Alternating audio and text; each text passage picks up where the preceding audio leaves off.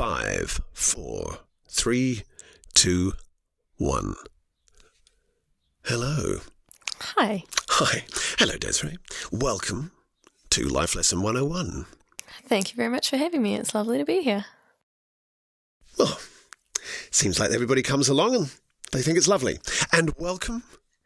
Is that the key word, lovely? Yeah. Well, welcome to the purple chair. Thank you. It's nice to see the purple chair in person. Yeah. It's very nice and comfortable. Isn't it lovely? It is. Actually, you can consider yourself part of the influence of this purple chair in a little way. I mean, you have had associations with my daughter, and she actually did the covers. Oh, no wonder I love it. She's got good taste. Yeah, that's right. But it was my purple. So, Desiree Turner, who is the owner of Designs by Desiree. Yep, that's me. That's you. It is. Desiree Orler. Soon to be international superstar. She already is. Here's hoping. That's where we're heading. So, Desiree, I wanted to begin by talking about what you do right now. Yeah, and in all aspects. What just tell everybody in about a minute what you do, and I'll think about ways in which to interrogate you. Sounds good. Interrogation. So I currently have my own retail store in Petone. I have a website, clothingbyDesiree.com. So for those of you who don't know, Petone is a town here in New Zealand, in the lower part of the North Island. International people. Yes, thank you. Petone, Wellington. Yeah. The right place to be. Yeah. So make a note of that. Designs by Desiree, based Petone, Wellington. Yeah. Okay. So I have the retail store. I also sell online. And then the biggest part that we do, which is different in our store, is we offer complimentary alterations. So if someone comes in, tries something on and they go, cool, I love it, but the fit's, just needs a little bit of a tweak, then we do that. And then we also offer made to orders. So if they love a style but the colour's not right for them or the fabric's not right, then we just sit down, pick out another fabric and do that in a 2-week turnaround and no extra charge. So we really focus on making things exactly how a woman wants it so that they can wear it for years and years to come. Then we also do a few custom makes like bridesmaids' dresses and wedding gowns and alterations and things like that. Wow. So basically anything clothing-wise for a woman other than bras and togs and gym gear, the rest of it we all sort. Now, I should say that what you're wearing, you have made. Yes, I have. So I'm at the point now where I only wear things that I've made and that get sold through our store. It's a really good way of testing out new styles. It also means that I know how the clothes wear. I know whether you can wash it, whether it's going to shrink, all those types of things, which is so helpful when a customer comes in. Like I had someone the other day who was, how would I wash this? And I was like, just as normal, and then just hang it up to dry. If it needs an iron, turn it inside out, steam iron, rather than having to check a label or think about it. I know because I wear it and that's how I take care of it. So how long is Designs by Desiree in its current format, i.e. storefront, been in existence? So in April will be our 1-year anniversary of being in the store, which is pretty exciting. Didn't think I would end up doing retail, but I absolutely love it and it's working well. So. And your online store? Oh, that's a good question. I'm trying to think how many years that's been.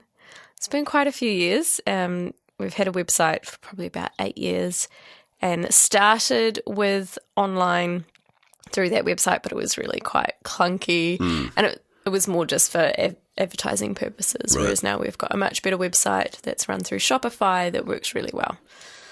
And so that's forever changing. Right. Always being updated with new styles and improvements every opportunity. So here we are. You've got this store. You're online. I know you've been.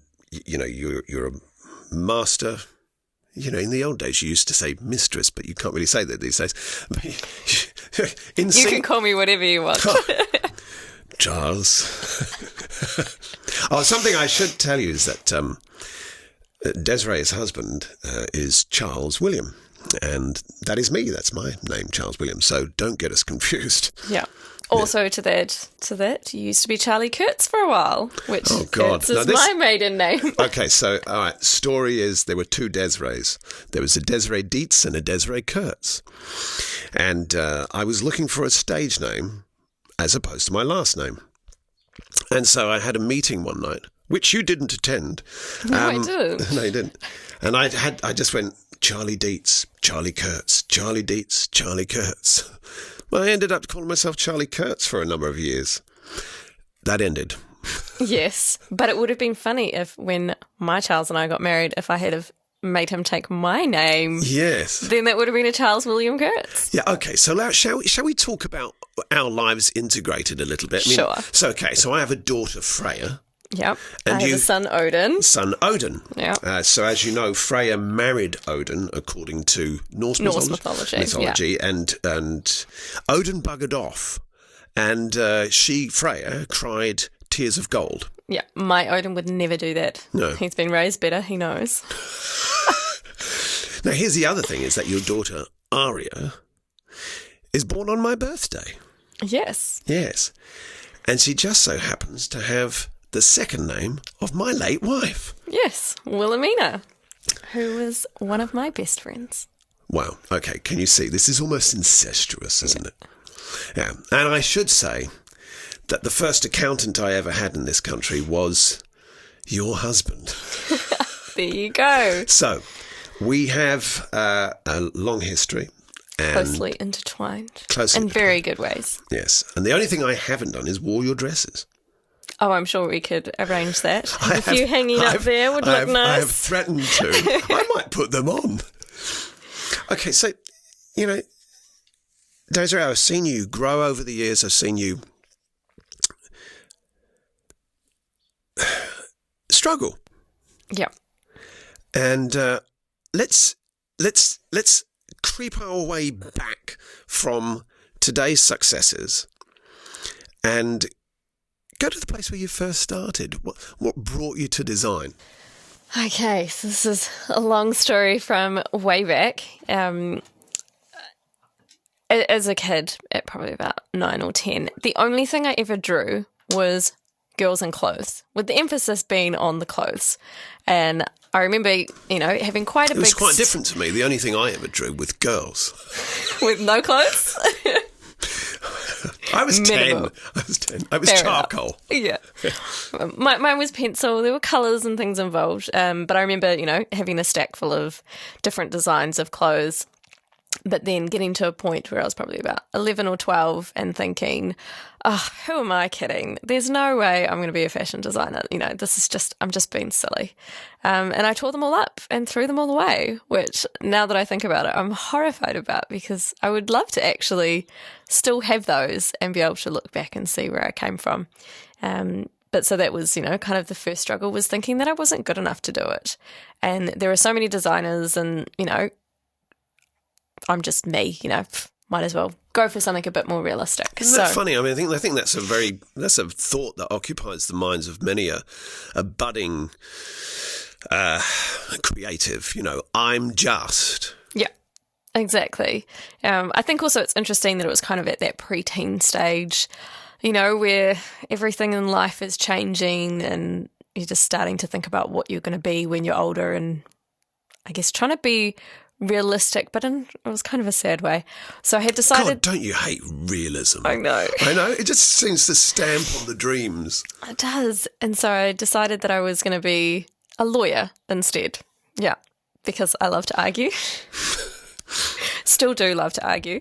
And so that was, my new dream as such for quite a few years. I think then I kind of got to a history class and realised, I don't like history. Maybe this isn't quite Was that me. part of something you had to do with being a lawyer? You had to... Yeah. Right. Studying history is a big part of it, especially because you're looking back at historical cases and things like that. And I just wasn't really a fan of history, which is funny because now I love historical novels, but that's a whole other story. But then it got to the point where I actually kind of sat down and I went, would I actually be happy as a lawyer? Would I enjoy arguing all day, every day? And this is nothing against anyone who is a lawyer. I'm sure many people are happy. But for me, I just felt that, it was... Desiree, look, just say it. Lawyers are bastards. No. No. I just don't think I would have been that happy fighting and arguing all day. And just seeing some of the awful things that happen in the justice system and things like that. And so then I was like, okay, what would actually really make me happy? And so then I came back to, well, I really do want to be a fashion designer. Even if it is, this out there dream, that's what I actually want. And so, you know what? Stuff it. I'm going to go for it. I'm going to do it. And so in fifth form, which was a year after everyone else, I started the textiles class at high school. And they were like, okay, well, you're a year behind. I'm like, yep, I can get started. By this stage, Mum had taught me how to do some basic sewing.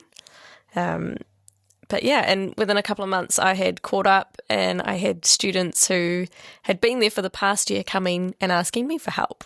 And so it kind of just reinforced, okay, I am good at this. This is where I do want to go. And then I think it was only a year or two later that I was at university studying it. So it kind of all fell into place really, really quickly. So how do you think? How do you feel? What sense do you have that you're different or any good at that early stage? Or is it purely the love? What is it? I think it's purely the love. But for me, there was also a sense of purpose. So the reason that I first started to learn to sew was for my first church dance at age 14. So I was all excited and I wanted a new skirt, but didn't actually have any money. So I suggested to Mum, maybe you could teach me how to make a skirt so that I can wear a skirt. And I still remember that skirt to this day. And you still got it? No. Oh, I might have it hidden away somewhere. Right. I definitely wouldn't fit it. Right. I'm not the same size as 14. But it was sort of a navy pencil skirt with kind of an asymmetrical frill along the bottom. I've actually just recently done a similar skirt with a straight frill along the bottom, but in a navy, slightly different fabric, which was kind of an ode to the first skirt that I ever made. And so I had Mum teaching me, and that kind of started to give me the idea that I could do it. But also it was looking and going, okay, for someone in my position who is interested in looking nice but being covered up to a certain extent, how many designers out there actually do that? And is that because of the church background you have? Yes. So for the church background, we believe in being covered up to a certain level, not drastically. I mean, for example, what I'm wearing is considered modest, but, not having midriff showing, not wearing short shorts, strappy things, which is what a lot of the designers do. They focus on, I guess, using sex to sell, which is not what I focus on. And so at that age, I used to love getting magazines and seeing all these things and, oh, that's gorgeous, but I wouldn't wear that because that goes against my values. And so then I figured, well, if I'm in that position, then who else is? Is there that small portion in the market? Is there that room for me? Is there that need? And so I guess that was kind of the thing that helped encourage me to do it, was it wouldn't just be about me being, oh, I'm a fashion designer, but actually I'm helping people. I'm providing that option that otherwise isn't there. Well, I mean, I do know. I mean, I know that there are a lot of very attractive older women who, I'm not saying that older women can't be attractive. I'm just saying there's a lot of attractive older women. I mean, I was in conversation with somebody recently. She'd had her babies and, the normal scarring that goes along and the stretch marks and everything. And she fit woman, strong woman, she just had those scars. I mean, I always say to people, look, those scars, they show you how brave you are, right? Yeah. But what she didn't want to do, I mean, she wasn't religious, she just didn't want to show her scars. That's for her and her husband. Well, also, quite often scars are personal and they can make you quite vulnerable. Yeah. Unfortunately for me, my scars are literally on my face, so you can't avoid it. Yeah, but that one. Yeah, the big one along under there. Yeah. But it won't be. You can't really see it. When I bring Desiree again in, So today I now speak English. When I bring Desiree in again, I'll have 2 other cameras and we'll focus in right at this place. Oh, thanks. How did you get that scar out of it? Bike accident. All right. Yeah, as a kid, I was 6. Right. So I was going down a newly sealed road with lots of little rocks. My bike hit a rock, flipped over the handlebars, face hit the gravel, sliced it all up, twisted my wrist, broke my pinky finger, and sliced up all the sides. And you were worried you'd never be able to sew again. At that stage, I wasn't sewing. Right. I was worried that I was going to look mangled for the rest of my life, but it's been quite a few years, but the scars have that's calmed down. character building. Yeah, we'll go with that. But it is. And there's nothing wrong with your face, love. And I've Thanks. asked Charles about this, and he's quite happy. Good. Glad to hear it. So we're not just catering for a religious ideology. We're also catering for women who actually are aware, maybe somewhat intimidated, or Well, see, that's the interesting thing, is as much as I started it from a religious point of view and from my personal beliefs, but in no way do I want to push those on anyone else. Yeah. In fact, most people who come into my store have no idea that that's why it started. Yeah, I go into your store and I have no idea you're religious. Thanks, I think. But what's been really cool to see is that it means a lot to a lot of other women for completely different reasons. And most of my clients aren't even from religious backgrounds, but they come in and they're like, oh my goodness, you've got sleeves. Yay, I can wear that and feel comfortable. And, the length is great. Whereas they go to other places and they're like, I like the fabric, but the sleeves are too short, or it's too short for me. And I have to wear leggings with everything. And so it's about providing an option for women who want to feel comfortable, want to feel attractive, but don't want to wear the skimpy little things that you might find elsewhere. It's just about giving options and helping them feel comfortable in their skin and in their clothes. You've got your niche and you're catering to that niche. Yeah. So here you are, you're at university. Yeah. And you're studying and stitching a few things. What happens? You're 19. Yep. I think my graduation ceremony was just before my 19th birthday. Yep. So what do you want to know? What happened after then? Well, because you're coming out with degree or diploma. I did the diploma. Yeah. Diploma, and you're saying, what the hell happens next? Yes, so there were a few different options. One was that I had discussed with another classmate who was a friend of mine, potentially starting a label at that point, which I was keen for and excited about the idea of. And then my dad actually sat me down and he hardly ever told me what to do or not to do something, He always had that trust that I was doing the right thing and kind of just let me go at it. Yeah. And he sat me down and he said, I think this is a really bad idea. I really feel strongly that you shouldn't do it. And I remember thinking, what? And I was quite shocked, and I kind of went away from it and I was like, wow, he must be really serious about it if he's, sat me down and told me this. And so I kind of thought, okay, I really need to listen to him on this.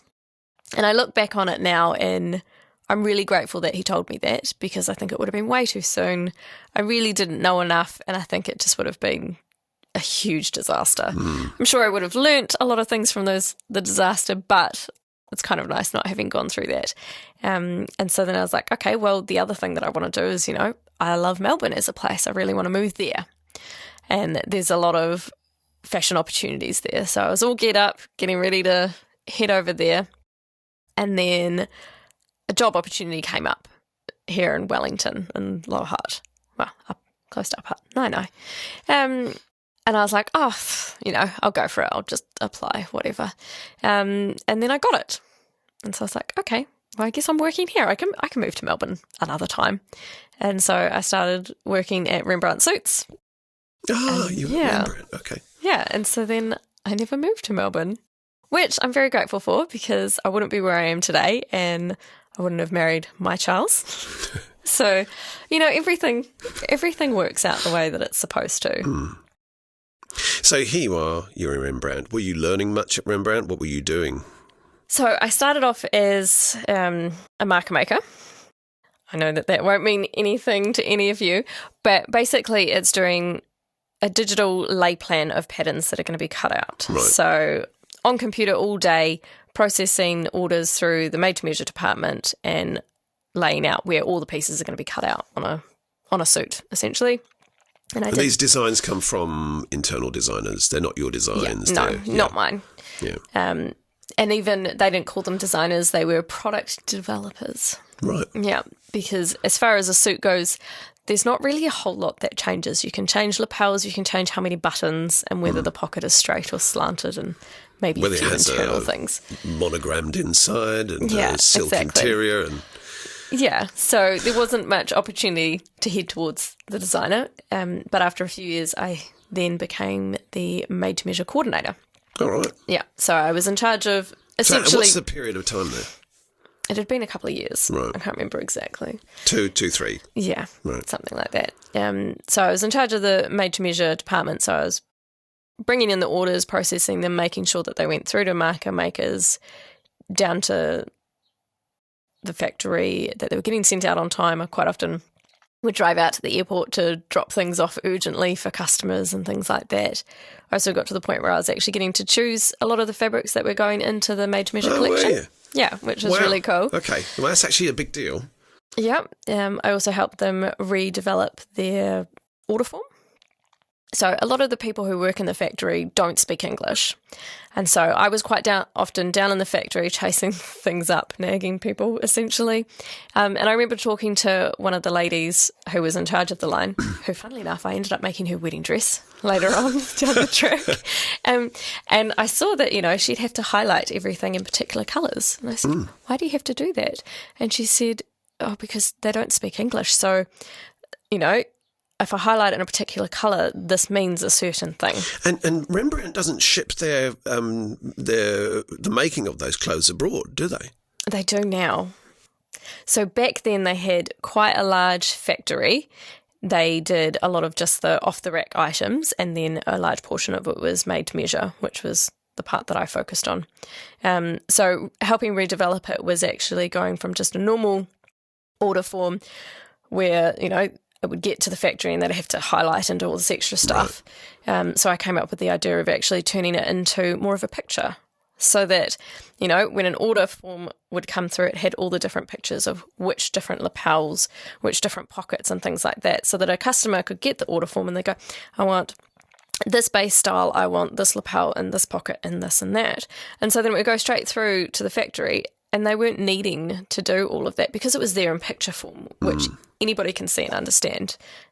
So that was quite a fun project to be working on. That's also incredible training because, of course, you're learning to make efficient the processing. Yeah. And, of course, that's something that I'm sure that I think when you're in business, the idea of creating a process for yourself whereby you become efficient. I mean, I know that 18 years ago as a singing teacher, I had no idea on how to get a consistent income from students and how I was going to build a business out of it. I mean, that's, right off the board. So that's a really amazing bit of training right there. You've got systems, you're looking at design, you're looking at efficiency. Yeah.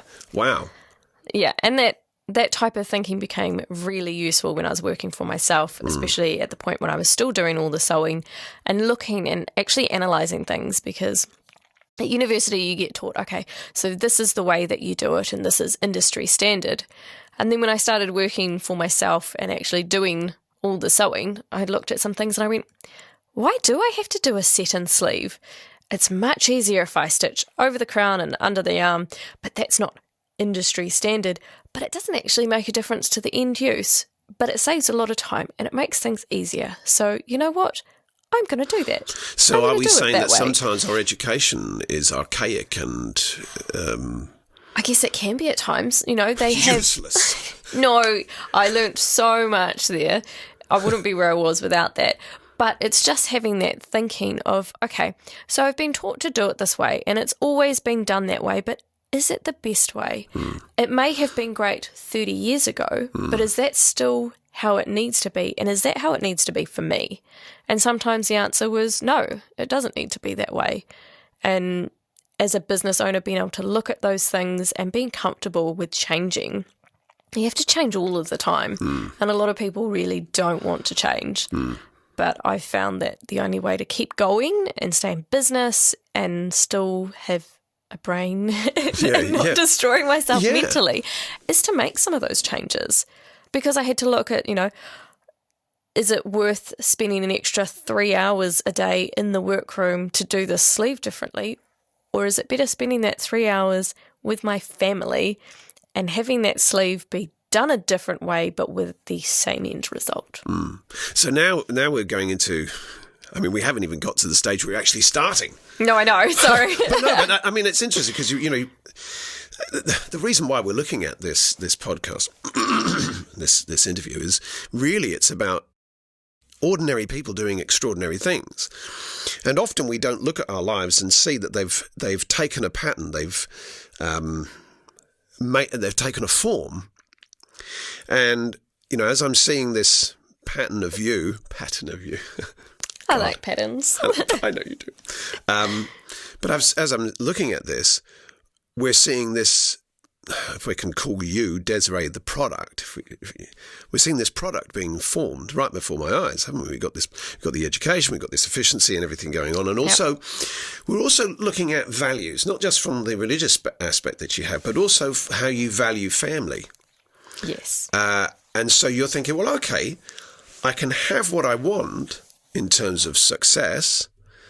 Yeah, just use the bar. Oh, the bar. So bring it a bit closer to you.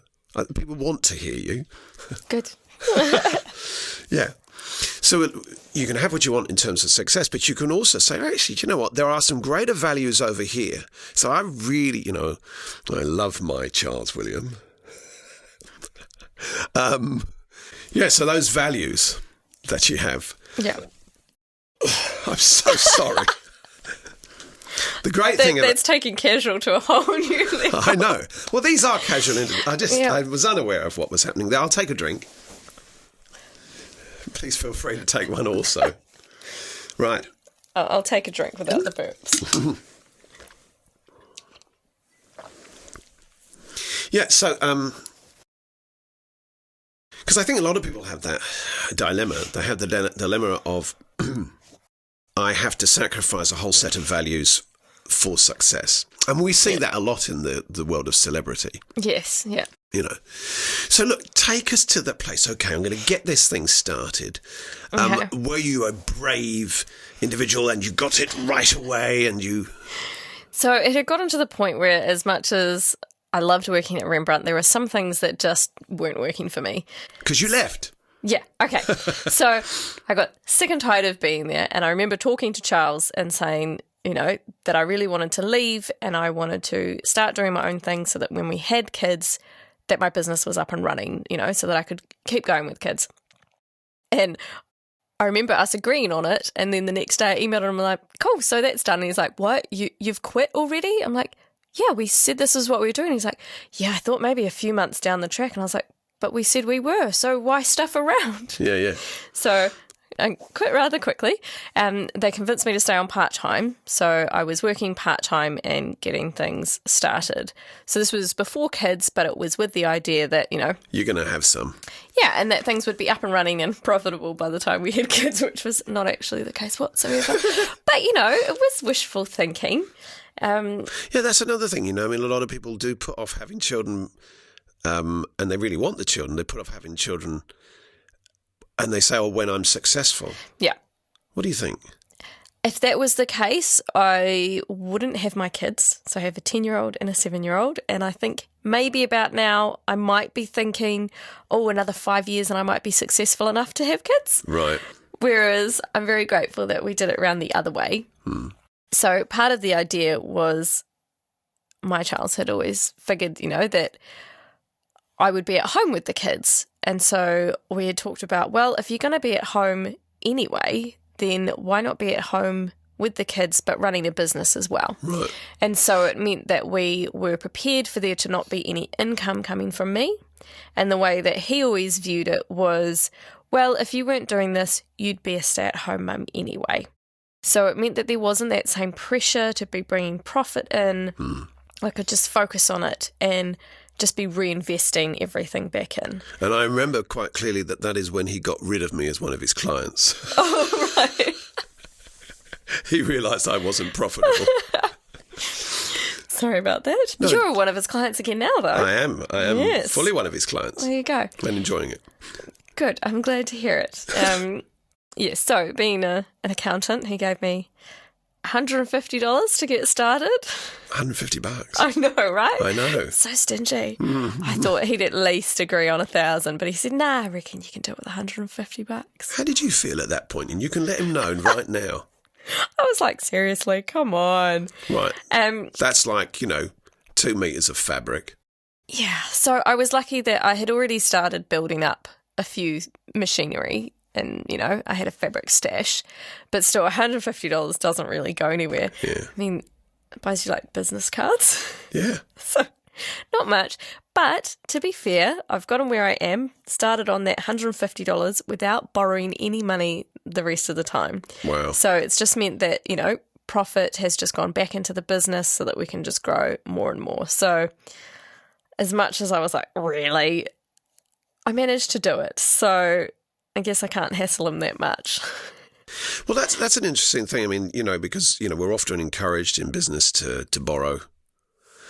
And so it's actually quite a brave thing to do, to actually say, okay, and look, I know there's single mums, single dads, and there's, one income families such as, you own it for a while. But what I really like is this can-do approach. I love the idea. Well, okay, all right, this thing is not making any profit, so where do you go next? Well, that's always the hard thing, is looking at it and going, okay, so I love what I'm doing, but it's not quite working the way that I want it to. So I need to change. And changing can sometimes be a really hard thing.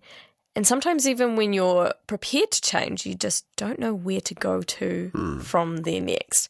And that's when you've really got to rely on your own gut instinct. Listening to, I guess, the promptings that you get around you, whether that's from friends, family, accountability partners, or whether it's just things starting to fall into place and you're going, okay, well, this over here is starting to click into place. Maybe this is where I need to go, and kind of just following things rather than just having this, I want to be here and this is what I'm doing and I'm going to go that way no matter what. You've actually got to go, well, this might be where I want to go, but I'm heading in this direction because, there's actually something better over here, and being willing to, I guess, not hold too fast to some ideal, because as a person, you're always changing and growing. So why wouldn't your business goals be changing and growing as well? Well, why wouldn't they? Exactly. I'm asking you. Well, they do change and grow. It's just, for some people, they don't want to change. They have this idea and they want to do that. I guess maybe because that's what they've defined as success. Right. But the definition of success is personal to everyone, and it changes over time as well. And you've just got to be willing to listen to that change. But have you ever felt like giving up in spite of those goals? Absolutely. In fact, at one stage, I did give up. Did you? I did. So, you're useless. I hate you. No, I had gone through a really, really difficult time. One of the biggest catalysts was, obviously, as a clothing designer, fabric is a big part of things. And without fabric, you kind of can't do much. And I had created this collection, a collection which I loved. And there were several items that were just beautiful. Loved them. And I had travelled the country and gotten some really good orders. And it takes a long time to build up those relationships with retailers and to get orders like that. And then I remember the day when I got told that, you know what, those fabrics aren't available anymore. And they were irreplaceable fabrics. They really made the styles. and alternatives just weren't going to cut it. And I think it was three fabrics within a collection.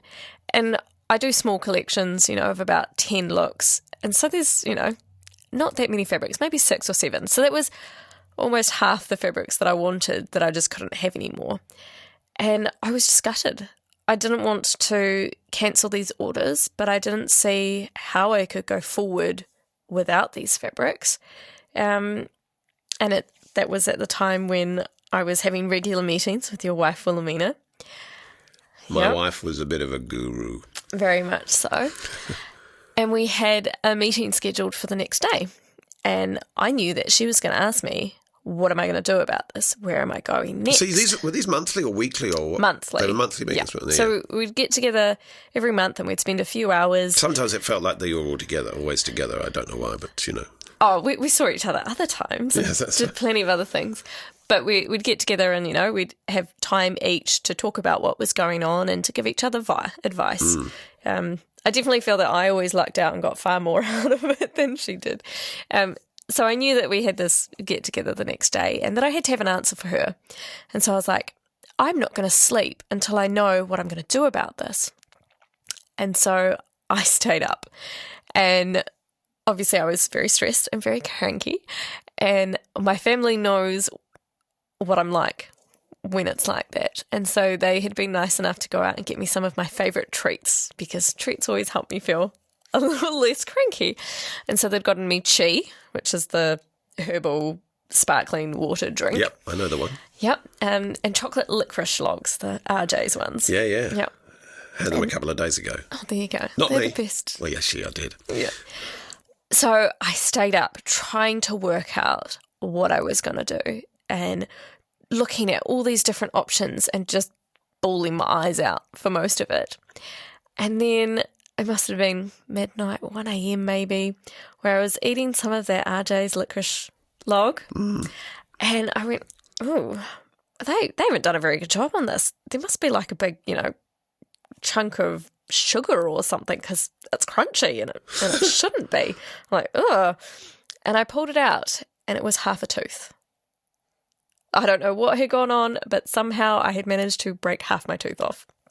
And I just bawled my eyes out and just fell into this big puddle. And I remember just going into the other room, the office where Charles was, and just like sitting on his lap and just like bawling my eyes out and just, I can't do this, everything's a mess, I've lost all, and now I've broken a tooth. And I was just horrified because, I was like, I'm not old enough to break a tooth, and I take good care of my tooth, and, but I think sometimes stress just really takes a toll on you. It just takes things out of your body. And so with all of that happening, I was like, I'm done. I can't do this anymore. I just have to give up. And I decided that I was just going to end it. That I had had enough. I'd put everything into it, and I just hadn't had the success that I wanted. So how far between the fabrics and the tooth breaking are we talking about? Oh, within like a couple of days. Right. Yeah, it was very close. It was very fresh. And so I think eventually I cried myself to sleep with my broken tooth. And I called Wilhelmina in the morning and I explained, what had happened, and said, I can't meet with you this morning because I have to go fix my tooth. So they got me in for an emergency appointment to fix this broken tooth. And Wilhelmina said, I'll come with you. Oh. So she came with me and she sat and held my hand. It was so sweet. I'm sure people thought, I don't know what they thought actually, but it was so nice having her Well, you there. had these two attractive gay women. Maybe, yeah, exactly. And knowing you both, you wouldn't have minded. Exactly. Right. But I was so emotional because it felt like everything that I had worked for was just crumbling around me and that it just wasn't worth the effort. But yeah, and so I kind of just had my time. I think it was maybe a week or two where I decided, that I was done. And I thought that I would feel better. I thought that it would be a weight lifted off my shoulders, which is what you get when you make a right decision.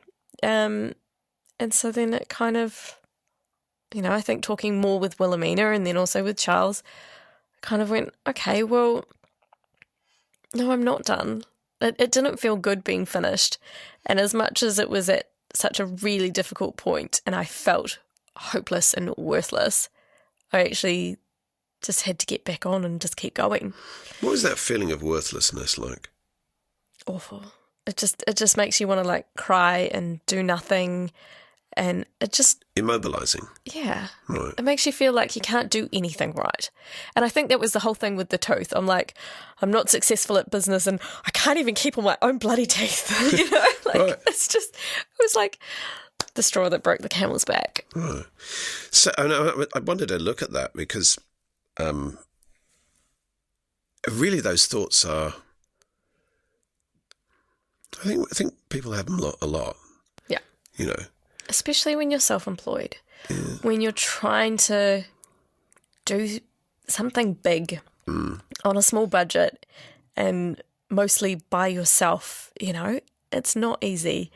And then also when you look around and you see other people who seem to be doing so well and it just seems to come easily and naturally to them, you know, sometimes there's that like, really? Like, how did it work so easily for them? It's so hard for me.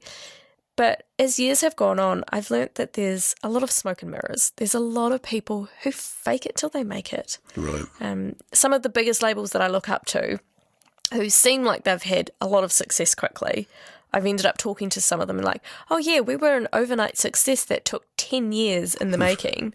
And then others who are, you know, they had to borrow $100,000 to get started and they still owe $100,000. There was a label that's closed down recently that seemed to be the epitome of success and they're done. And it's smoke and mirrors. Wow. Whereas I tend to go more for the slow and steady and just taking it bit by bit. I've also seen a lot of labels who've grown really quickly and then just gone bust. Right. Whereas slow and steady means that after more than 10 years, I'm still here and doing better than ever. So yeah.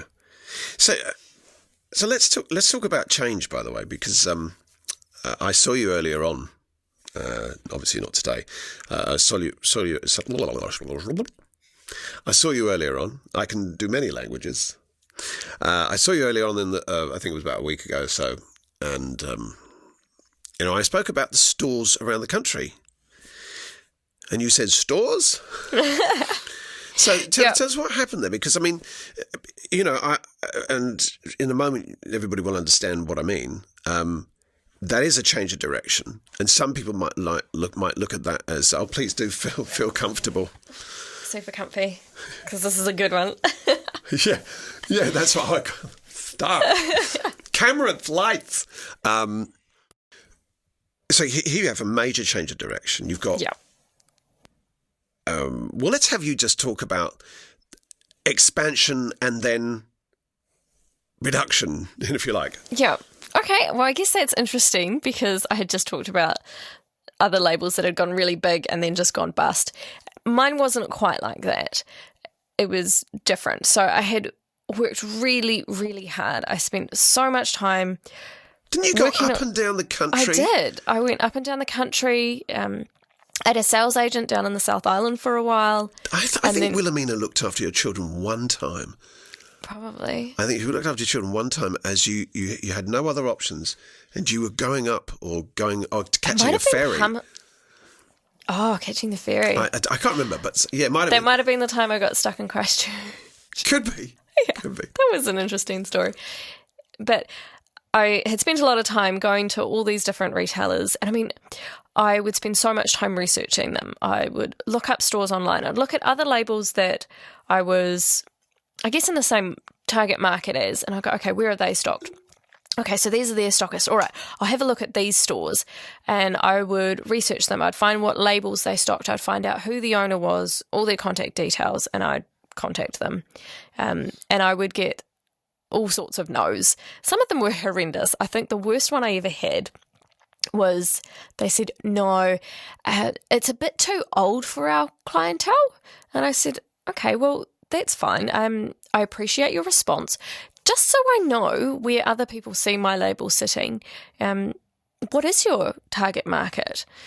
And she said, oh, yeah, so our clients range from anywhere from 18 to 80. if I was in person, I think I would have slapped her. Thankfully, it was by email. And it was just, I think it was just, like it's not even that it was That's the weirdest fucking fob off I've ever heard in my life. Know. Our clients are from 18 to 80. And then saying that my clothing was too old for that. I was like, how rude. Like, obviously it's not. If it's not your cup of tea, that's fine. But don't be so rude as to say that my clothing's obviously only okay for like 85-year-olds. 97-year-old Exactly. women, I think she really hadn't even paid attention to what she'd said. I think it was just a classic fob off, and she wasn't expecting me to come back and ask for more feedback. But I always ask for feedback because I want to learn and grow. But yes. Hold that thought. Okay. Fabulous, right? So not afraid to hear what you absolutely what you may or may not need to hear. You're not afraid to hear it. Not afraid to learn and grow. That's really important, you know. Because hey, listen, I have been afraid to learn and grow at times, you know.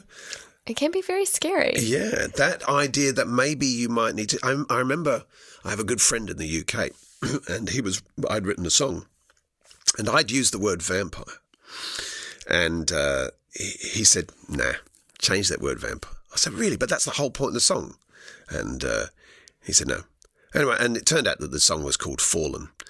But anyway, I was so glad I went to Fallen, and it was a sense of pride. It was an attack. So sometimes, you know. Well, it's so personal. Yeah. Especially because I put so much of me into the clothes and into the labels, and I wear all the clothes. So part of me was like, "You're so fucking good at 97." Thanks. Yeah, so,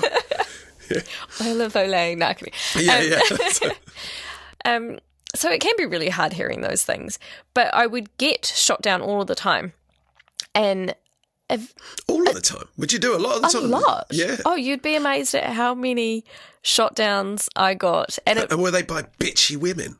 Well, not even bitchy women. It's just bitches. No. Well, I learnt over the time that, you know, quite often I would ask for feedback, and sometimes it wasn't even that there was anything wrong with it or that they didn't like it. It was just they were full or they couldn't be bothered. Sometimes it was that they were stocking big labels who have really large minimums, and so then they don't have room for any smaller labels, and they're loyal to the labels that they've already got, and there's just so many reasons, and a lot of them don't actually have anything to do with me, which can be hard to understand because you're like, well, I know I've got a good product, so why can't I get into more stores? Yeah. So I worked really hard to get into some really good stores, to be getting repeat orders, and then one season I had 3 stores closed down on me within one season. One of them had placed the biggest order I'd ever gotten, and they closed down and didn't even tell me. I heard through the grapevine, and I called them up, and she's like, "Oh, yeah, sorry, did I not let you know?" I'm like, "No, you didn't." Did they file for bankruptcy? Were you not paid? No, because I hadn't delivered the stock by then. Right. So this was a few weeks before the stock was due to be in store. This biggest order, wow. Yeah.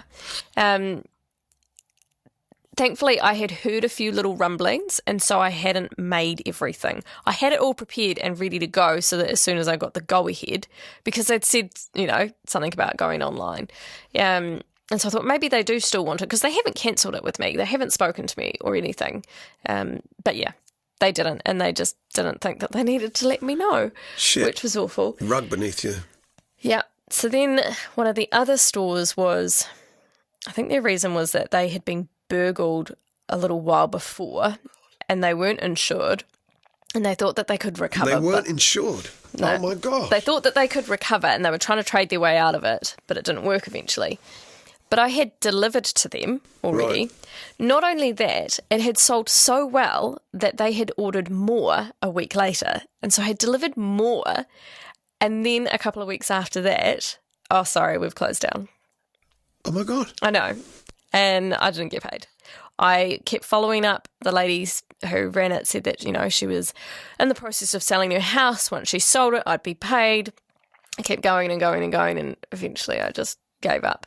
And so that was one of the reasons why I moved away from wholesaling and stocking in other stores. It wasn't because I hadn't gotten these stores. It was that stores would close down because they weren't run well enough. They wouldn't tell me when they were closing down. And sometimes it would take me 6 months just to get paid for clothing that I had already delivered, even though that clothing had been ordered 6 months prior to that. And that's when I had to pay for fabrics. So I'd pay all the upfront costs and it would take a year and so much hassling and badgering to get paid that I was like, this isn't worth my time, especially because the wholesale portion, there's not a whole lot of profit on it. You know, whatever you see in stores, the person actually making it is getting less than half of it, Right. you know. So the profit margin wasn't that great. And then with the amount of travel that I had to do to take it to people, the amount of follow-up to get paid, it was just doing my head in. It just wasn't worth it. Wow. Yeah. So I had gotten that success. I had gotten the success of being stocked in stores. Expanding. Exactly. And then went, you know, actually sat down and looked at it and went, okay, so this was my definition of success, but now that I'm here, it's not right. It's not what I want. It's not working. I need to change. Wow. Which was terrifying. So, I mean, I'm trying to remember the timeline of that. Because I thought you had, I mean, it was only last week I still thought you had these stores. So when did that happen? And in comparison to when you opened your own store, and what were you doing in between? So I was still stocking up until I opened the store. And even when I opened the store, there were a few stores that I still got along really well with and was happy to work with, until one of them emailed and dropped me because they heard that I was opening a store. Oh. And I was like, okay. And I said, you know, why? And I mean, it was another store in Wellington, but a reasonable distance away, enough that, I mean, because I already had a few stockists. But they in would have Wellington been stocking other people's clothes, right? as well, yes. Yeah. But I didn't think that there was any conflict of interest because, you know, I had 3 stockists in Wellington and none of those stores had a problem with me having other stockists in Wellington. Wait a minute, hold on. There are 3 corner shops on the parade in Island Bay. From one end to the other, there's 3 there. Yeah. They all stock chewing gum. Yeah. So I'm not going to do this. Yeah. But the retailer who had sent me the email said, you know, we've had other labels do this, and as soon as they open up their own store, then our sales of your label drop type thing. Right. Which I can understand, but at the same time, Petone was far enough away that I don't know that it would have actually had an impact, right? Yeah, because they've still got their own clientele who might not even know that I've got a store in Petone, but they've got their own clientele who come to their store to buy. Right. So, yeah, I was really disappointed and sad by that. And then, yeah, one of the other stores in Wellington, they just weren't selling enough to make it worth my while. Right. And then the third one has just announced that they're closing down. So wow. So what's really interesting, there seems to be this, I don't know if it's been poorly run or anything else like this, but you seem to keep going. I do keep going. I'm too stubborn. Right. I think that's the thing. Yeah. And that's why I'm glad to be doing my own store. Is just, it was getting to be really difficult with retailers, and you're having to rely on someone else and how they run their business rather than relying on how you run your own, because there was so much reliant on these retailers, and seeing how many go out of business, I don't want to be reliant on that. Whereas, I mean, it's still really hard doing retail, but I'm more reliant on myself and my clients. So here's an interesting thing. I mean, because, I mean, in the world today, we have a lot of, especially in there's a lot of talking down, you know, and, you know, you've told a pretty sad story about these stores, you know, but why are you different? Why are you, what makes you keep on? I mean, let's face it. I mean, surely you should learn from all these other stores that the world is hopeless. You should have a nihilistic view, and life isn't worth living, and you should just close down. Thanks. I have felt like that at times. But I always have my eyes wide open, and I'm always looking at what other people are doing and how they do it. Not to copy, but just to learn from it. And when I had been looking for stores, different places along the countries, and looking at other labels and going, okay, where are they stocked? I was starting to see a pattern of labels having their own stores. And that seemed to be the thing that was actually working quite well. But it meant that there were less stores for me to get into because labels were doing their own stores, which meant there were less boutiques.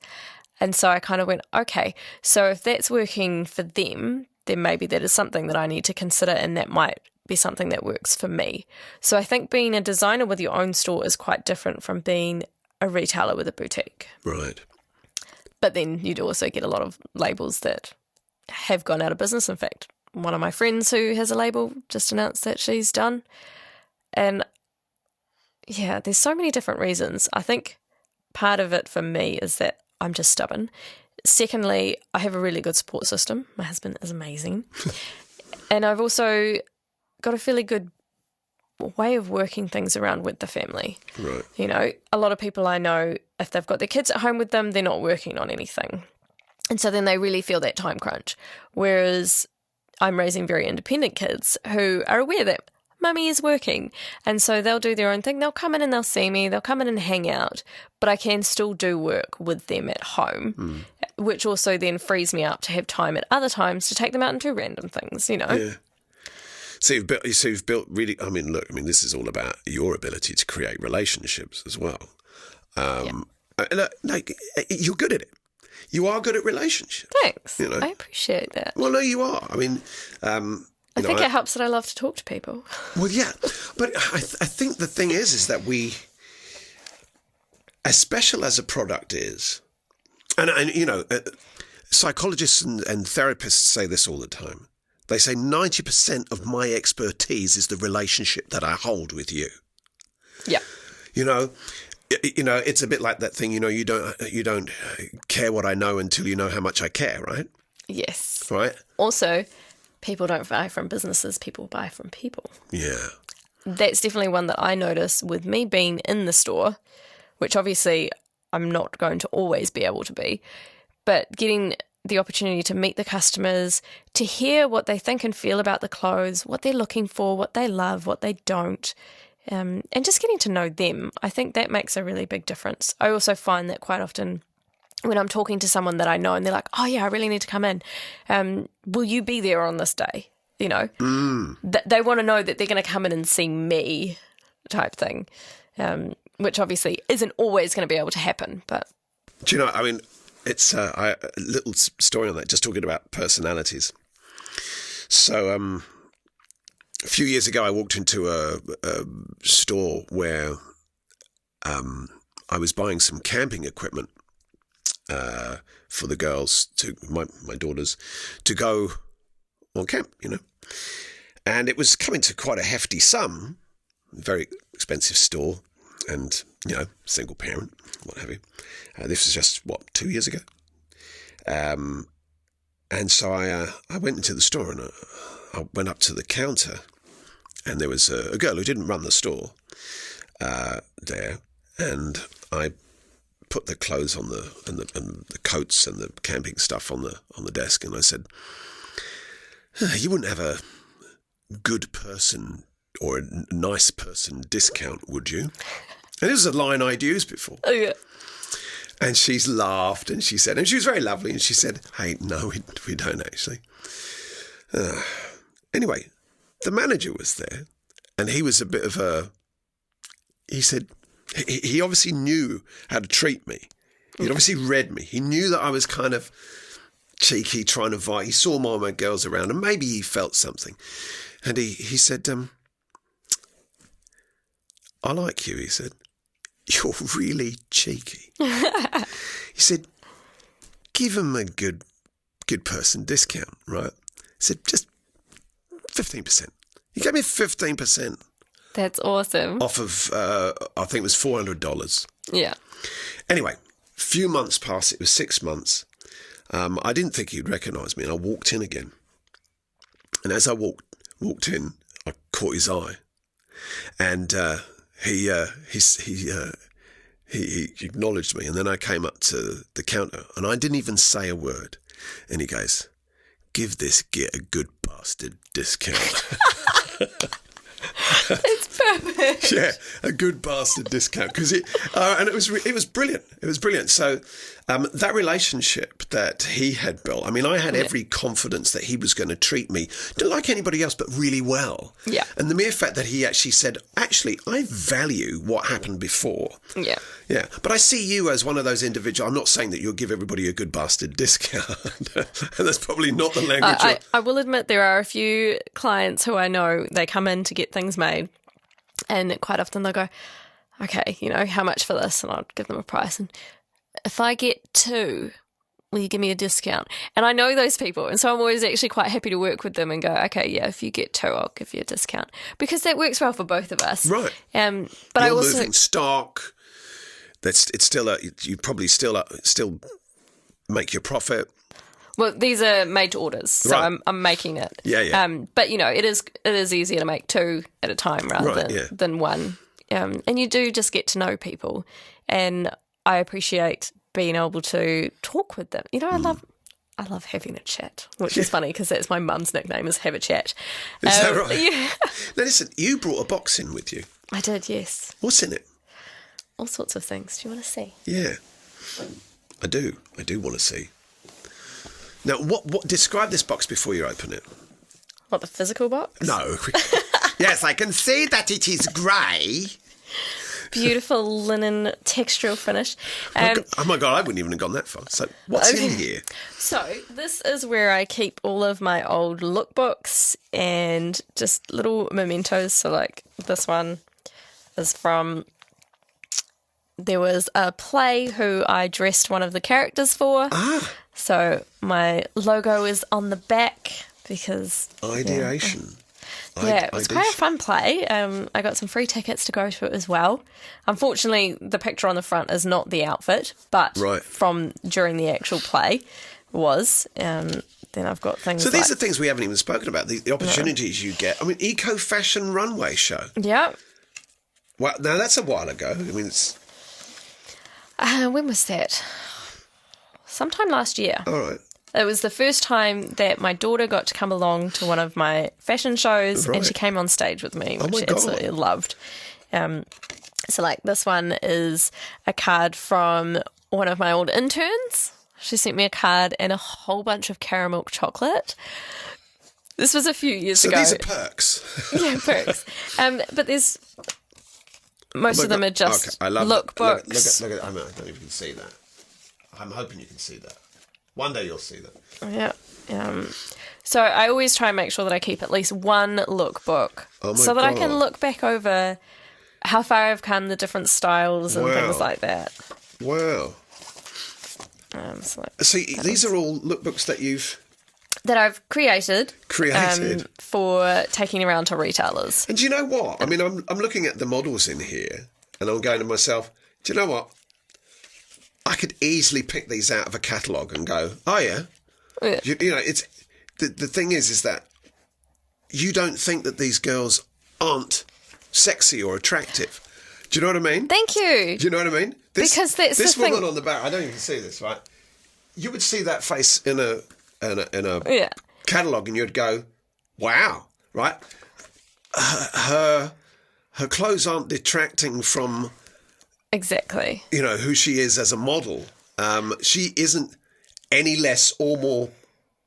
Well, that's the thing, is that you can look really sexy while still being covered up. You don't have to show off a whole lot of skin. I just want to make a disclaimer here. I really enjoy naked women. Fair enough. Okay, I do. But I also see the value in really gorgeous made clothes being worn by really gorgeous women. Well, and, each to their own. There's no problem with people who don't want to wear lots of clothes. I'll take up my own. Yeah, it's just, the target really market that I'm working with. Just entertain yourselves. I'm having a good look. Okay, so you had asked about the first collection and things like this. So this is a booklet that I sent to tons and tons of retailers because I had seen how it's done for some labels and thought, oh yeah, maybe I'll do it that way. So in here you've got the bits of fabric. Yeah. So that went along with a lookbook. Wow. Let me see if I can So you've find. done all this work, all this preparation. Sorry, I'm not near the microphone. So. Yes, and that turned out to be a big fat waste of time. No, but fabulous practice. Oh yeah, you learn all sorts of things. Okay, there we go. Yeah, no, I want to stay on this idea of this being a big fat waste. Oh, gosh, you got to have a look at this model. I'm honest. So that's the lookbook. Oh my God, was this one of your first ones? That is my first one. That is your first lookbook. Yeah. 2013. Yeah. 2012, 13. Oh, wow. Gosh. And the thing is, I swear she looks out like that woman, the tall woman in the Shopaholic, the film. Oh yeah. Yes, doesn't she does a bit. Yeah. Wow. Yeah, so this was one of my favourite collections. Actually, there's lots. I'm just indulging right now. Sorry, it is a big box full of different Yeah. things. Do you have these in digital form? Yes. Yeah, do you? I do somewhere. Okay, well, I'd love to have them digital form. Okay, and then, yeah.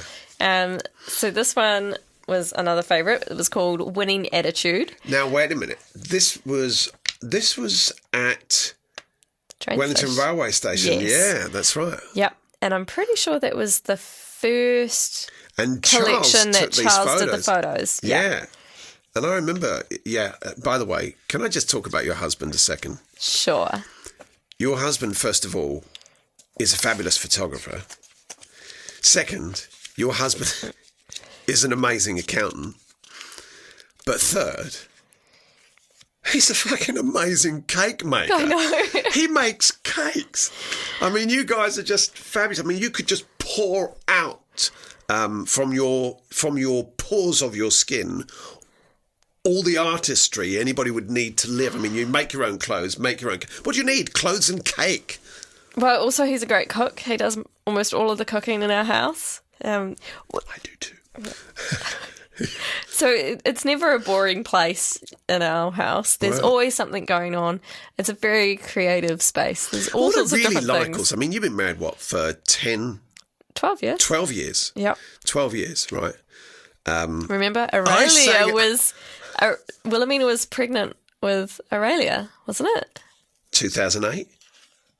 2007. End of 2007. Yeah, that's right. Yeah. And we sang at your wedding. Yeah. Did I? We both sang at Yeah, your wedding. you both did. Yeah, we sang. Yeah, and yes, she was that's pregnant, right. so...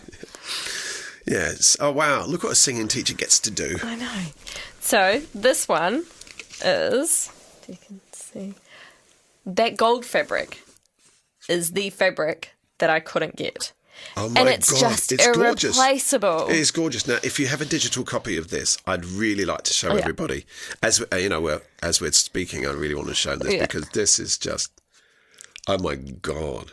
Yeah. Do you know it's stylish? You can imagine this, $1 million at the Marriott Hotel, coming down some stairway. You can't see this on camera, but I'm so telling it was you, this a beautiful brocade Make with sure this, you send those. a crushed gold foil, and it was just gorgeous. Then there's also the check. There's a coat, that one. Oh my God, yeah, So- and that's amazing. Exactly. Because I mean, what I love about them, there's absolutely no conformity to, an all-over check. That is so amazing. You've got to see Thank this. you. So now you can understand why I was so gutted that those were the fabrics. So there's the big check, the small check, and the gold. Oh God, that I couldn't get. So send me those. That'd be amazing. Yeah. Okay. So now, there's a couple of things that I wanted to see, just hear. Look, first of all, you've kept your legacy. You've kept your stuff, and that's really inspirational. And that even the stuff you said, hey, look, this is a complete waste of time. You've held on to it, Still right? kept one. And I think there's something really important about this idea of seeing our growth. Yeah. Being able to look back and go, okay, so that was the first one, and I've learned so much from it. Yeah, but also in looking at growth, if you can't see it, you don't believe it. Yes.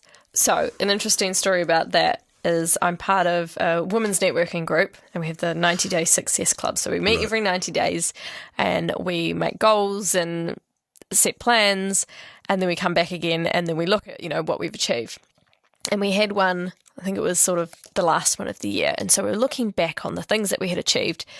And, you know, you had to pair off into little groups and talk to each other about, you know, your biggest accomplishments. And I met with one person, I'm like, I don't even know. Like, I don't think I've really...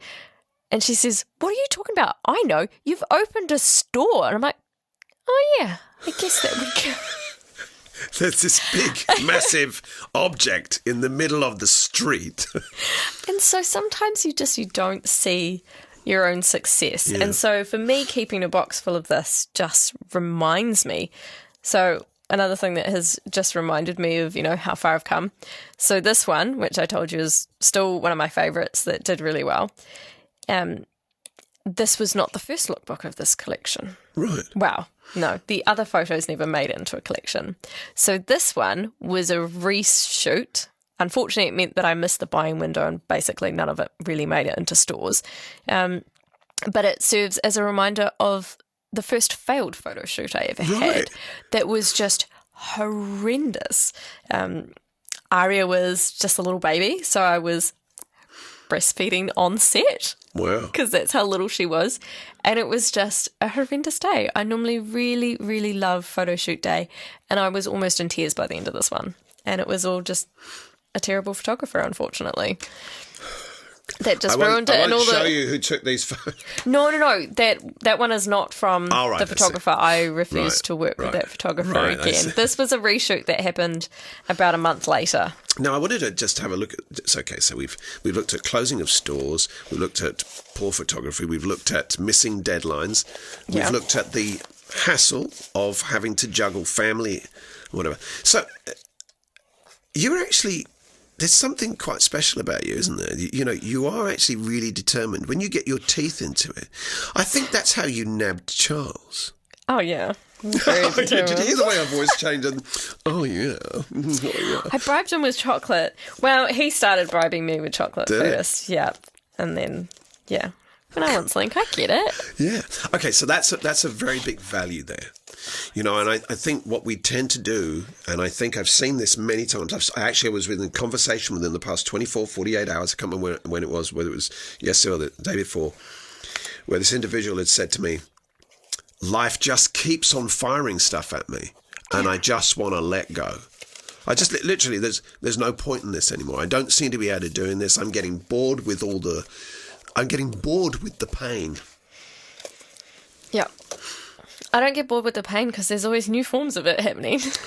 Always changing. A great quote actually, and I don't know if anybody buys into this, but I do. I think I said there's nothing more real in life than pain. Yeah. When pain it lets comes you know along, you're still alive. Yeah, you actually can say to yourself, well, actually,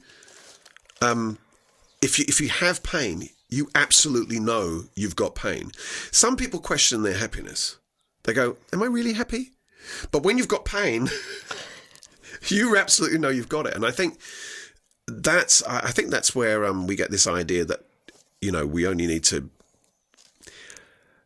really need to shine our torches when it's dark. You know, so I like this. I like this determined. I'm going to show my bloody light. I am very determined. I'll say this was another thing that's in my box, and that stays special in there too. Oh, that's very good. Yeah. I am determined, and it's, I guess, interesting looking at this box and seeing how many setbacks I've had. The funny thing is that this is supposed to be my, like, all the awesome things box. Yeah. Because, you know, like, there's newspaper articles from when I've been in the newspaper. There's things from showing at Fashion Week, you know, so there's, like, all these momentous things. But then there's also all of the, you know, well, this one's a reshoot and this was a big fat waste of time and, you know, just all of those things. So it's kind of... Some people consider failures. Yeah, but I don't think you can have all the great things without the others. Because, you know, I look at that one and I go, okay, so the photo shoot before that was failed and the photographer was... At the end of the day, she's like, oh, well, that was an epic fail. Shouldn't say this to me. That was an epic fail. Oh, well. I don't care. Don't like her clothes anyway. Oh, my God. Really? Yeah. Wow. And I'm like, okay. And then she got in a tiz when we reshot with someone else. Well, why didn't she let me redo the shoot? I'm like, you think? God. Yeah. So it's kind of funny, actually, looking back at how many setbacks I've had and that I'm still going. Yeah. But it's because there's also amazing things that happen. It's definitely helped me grow as a person. I also really love seeing how my kids are. They love what I do. They love being part of it. And I think it's helped shape who they are as kids, you know. Do you know that all the no's you get, all those, it just reminds me of the, you know, the way a guy described dating. Oh, He yeah. said you want to actually get as many no's, as many negative responses as you can get, because it leads you to the perfect yes. Because it's a numbers game. Yeah. Yeah. I have to remind myself that sometimes. Funny. I don't know. Did your kids draw on that one? Must have. All right. I've only just found that. I bet I know which one of you it was. Maybe you need to take a photo of that one. Yeah. So these were little lookbooks I had done before All right. So I did proper lookbooks. Right. So this was at the beginning stages. Yeah. These are really cool. So I really love what we've been doing today. I mean, I love discussing, you know, and I know in many ways, you know, ordinary people don't often get the limelight. Yeah. Because their stories might not seem big enough. There's not $1 million pouring out of either one of our pockets. Right? No, unfortunately. Yeah. Well, there might be a mortgage. Yeah, that's right. Sell this house. Yeah, I mean, you know. No. I mean, owing $1 million in mortgage. Yeah, that's right. But in actual fact, I mean, if we had $1 million houses, which, you know, in today's market is actually quite easy to have $1 million. Doesn't mean much. Doesn't mean much at all. But in actual fact, you know, if we sold our houses, we would be part of the 1%, the top 1%. If you've got it freehold, if I sold my house. No, but you know, like you sell your house, you got $1 million. You're part of the 1%. Wow, yeah. You know, It's kind of sad thinking that, though. yeah, because then you're homeless. Exactly. Yeah. So I've really enjoyed speaking to you about, and I really love this idea that you've kept on going. I really love the fact that you've really worked on this. I don't see any discouragement, even though you may well have been. I mean, I love all of this. Oh, I've definitely felt discouraged. I felt hopeless and useless at times. And with a broken tooth. Yes, thankfully I got that fixed. But Which one? one of the back ones. Oh, right, yeah, you can't see it. Oh, I would have been so much teeth. worse with the front. You got oh great my gosh. teeth. Go on, smile. Thanks. See, I'm trying to smile without too much gum. I crack my makeup. You know. I do the same there. My face cracks anyway. No, when I smile too much, I show too much gum and I hate it. Now, okay, so you're aware of your gums. Yes, very aware. Really? Of your gums? Yeah. Well, I end up in front of the camera a lot these days, yeah. just because for photos up on the website, we've got a studio set up. My husband's a photographer. It's easier if I just quickly put the clothes on and take pictures. Yeah. But it means that I do see it and I analyse it and go, oh, no, not that one. So look, here we go. You're working with what you've got. Yeah. Look, now you're really conscious of it, aren't you? I know. You just go, no, yeah. But I mean, that's okay. So that's an interesting thing. I mean, I just think that we often. I mean, I was looking at a study done with regards to Facebook and its effect on women, and the fact that women's self-cutting and self-harm has increased around about that 2009, 10 kind of. So I guess anybody born after 1995, and they're around about that 14, 15 period, that's when it seemed to have hit this increase. And it seems that women, particularly in social media, and young women, are being influenced to look for the likes. And how many apps are out there saying, get the perfect portrait? Yeah. And so it is obviously something that young, and I'm not saying just for women, but I think women are pushed particularly to look through at validation through their looks. I mean, I think men have got there as well. I mean, now we see more Well, men interestingly, with abs. with men, they're kind of pushed for it, but they're not allowed to acknowledge that they are because they have to be the masculine man who doesn't have feelings like that. So But I think it's different for men and see, women. this is why I have a problem with the term toxic masculinity, because I think if it's toxic, it isn't masculinity. Exactly. The real masculine man embodies everything that it is to be a man with confidence, with ambition, but also with the feelings that go. I mean, I think of my father as I'm talking about this. He was a masculine man, a kind man, and a gentleman, but he didn't go for, hey, see that? But he did sometimes go like this, and he goes, it's getting there. So the kind of things that men can do. But the reason why I bring this up is because earlier on we were talking about validation. Yeah.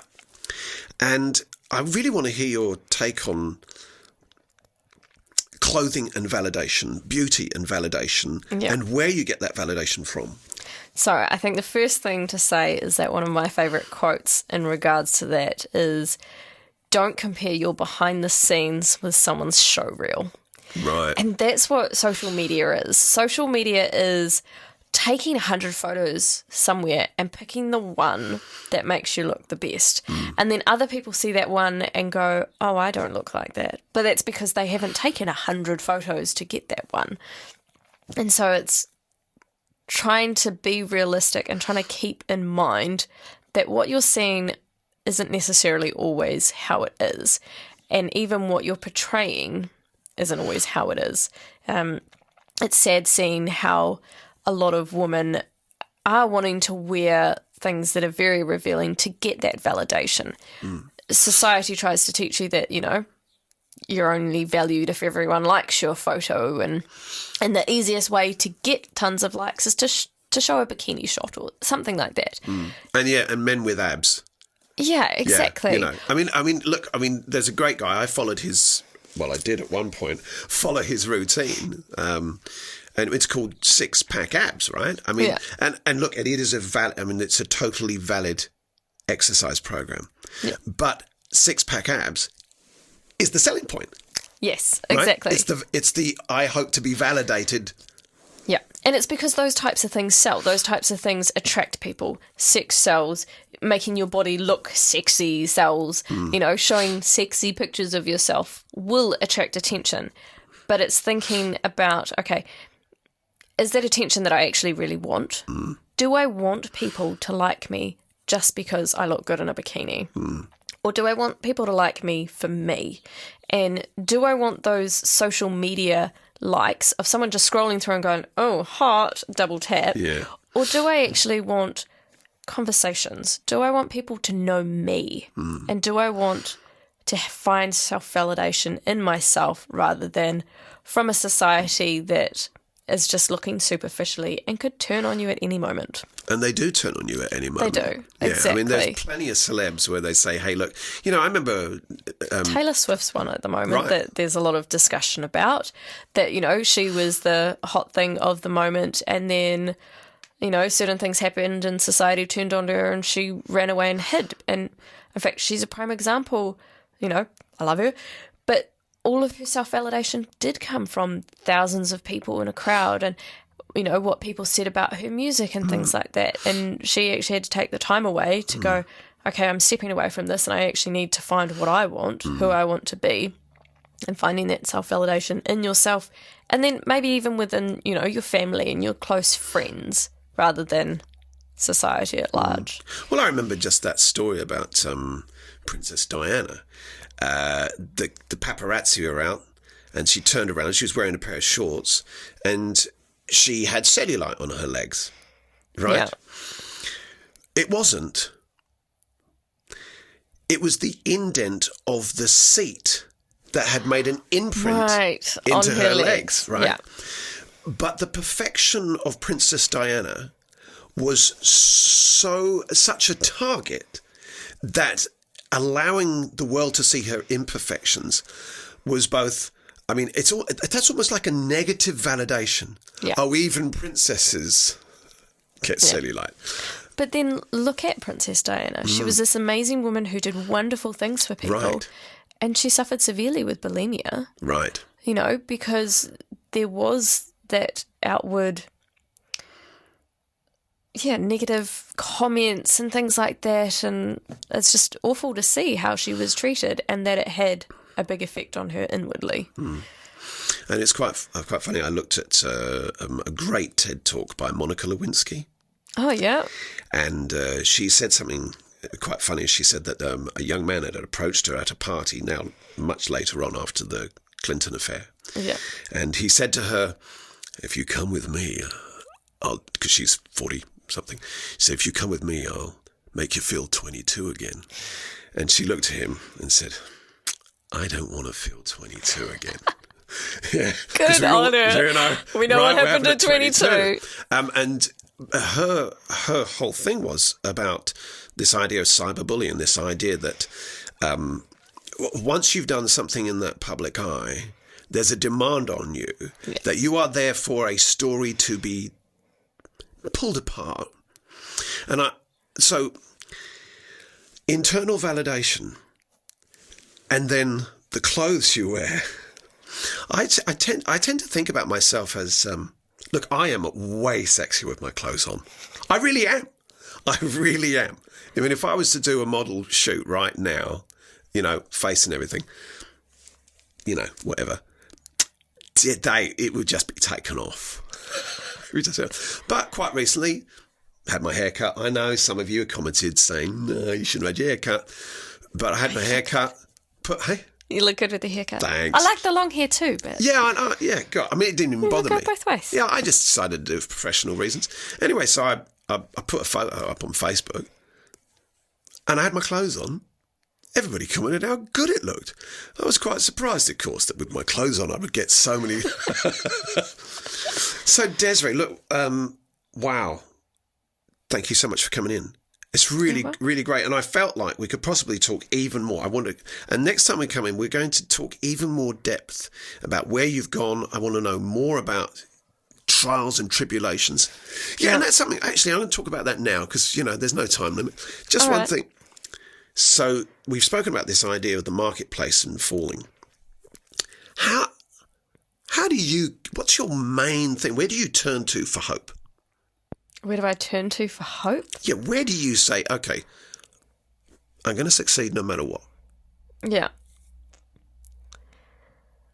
Well, I guess there's two places. One is that my husband is my biggest cheerleader. Anytime I'm having the, can I really do this moment, he's always there for me and always reminding me of how much I've managed to do and that I can do it. Then there's also looking back to see where I came from. And then obviously there's also my beliefs and my religion. Mm. You know, there's always that. Do you believe that? I mean, I know you believe in God. So do you believe he's particularly aware of you? Absolutely. I've felt it many times. Mm. As evidenced by the example that I'm still here 10 years later, still going and seeing how many others haven't. Yeah. So. I think that's a wonderful thing to have, by the way, to have this idea that there's an external source that values you. And I say external source because I think oftentimes when we hear God as a name, we tend to shy away from that because we've heard so many negative things. And I know there's lots of them, you know, in organised religions, there's loads of things we can talk about. But there tends to be a really high value, or should I say, a divine principle somewhere. And I don't know about anybody else, but I always feel that unless I'm heading for something outside of myself, some divine principle, then I'm going to stay where I am. I've got to, even if the divine principle I'm looking at is embodied in someone who I admire, right? Yeah. Yeah, there is, as I imagine, God has a set of divine principles that you admire, and that's what you're going for. Yeah. Right. So I think God, in the essence of the embodiment of divinity or the embodiment of higher values isn't so far away from us and looking at someone and admiring them. Yeah. Which, is something that I was talking about before, of always researching and looking at how other things are doing to learn from them. And looking and going, okay, they've done this. Is that how I would have done it? Maybe not. And just, having that, I guess, the outward thought. Yeah. And looking at other things. Well, I think we're running out. Thank you for coming to the Purple Chair. Thank you for spending this time. What's the name of your website? Clothingbydesiree.com. Go check it out. Clothingbydesiree.com. Yeah. Right, I'll put that in. There's links in the description. Where else can we find you? So, my store is at 43 Tory Street, Petone, Wellington. Right. Yeah. And that's the best place to find me. Very free. So, look, go in there. Enjoy these. I was going to get you to put something on. I'm already wearing something. Oh, yeah, I thought we were going to get you to put something on. Go out there and get one of those clothes. Right? And I'm not going to say I'm going to put it on. Which one? Oh, God. You seem to like this one. Oh, no. Yeah, there we go. All right. Don't you guys get jealous just because I'm wearing this. Okay? It's mine. This is one of my favourites. This is one of my favourites, actually. I first made it to go to my sister's wedding in Melbourne. Oh, my God. Yeah. You've worn this? Yes. It's part of this. From my personal wardrobe. Oh, not my from God. The store. So, the funny thing is, get the skirt. Get the skirt. See, look. You're getting fashion tips from me now. Wow.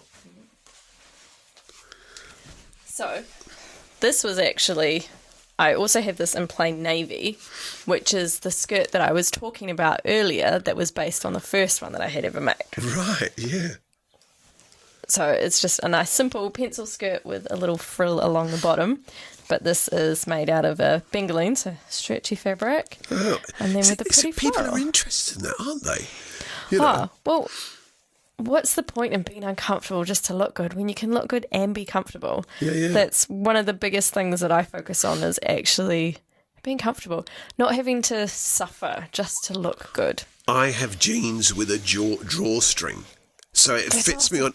When it fits me, so what I do is I wear a slightly longer shirt, and I have a drawstring. So, I'm training right now, and my waistline fluctuates between 82 and 87. You know, sometimes it goes up to 89. So and that's why I have to stretch you. That reminds me of Edward Norton in The Incredible Hulk, when he comes up to the table and goes, "Hey, stretchy," stretchy. He needs a stretchy. So I'm going to say thank you once again. Thank you for allowing me to at least place your dress on me.